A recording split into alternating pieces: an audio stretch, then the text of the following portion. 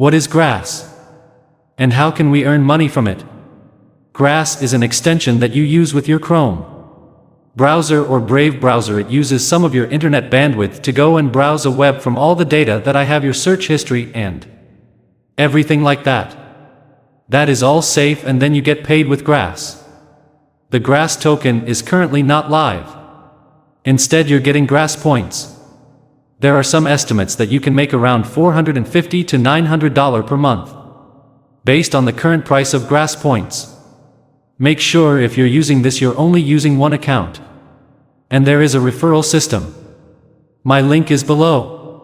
But don't go and refer yourself. Remember, one account, otherwise you be banned by the way more conservative.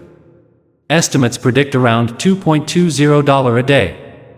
And of course you need decent internet, and you cannot use a VPN. To get started, get the Grass extension. There's over 2 million downloads, and then connect to Grass and start earning points. Should you wish to sell your points, you can sell them on Whales Market. Personally, I am waiting for the token generation event. Essentially, this is an AI competitor to big tech decentralizing the network. Give it a try.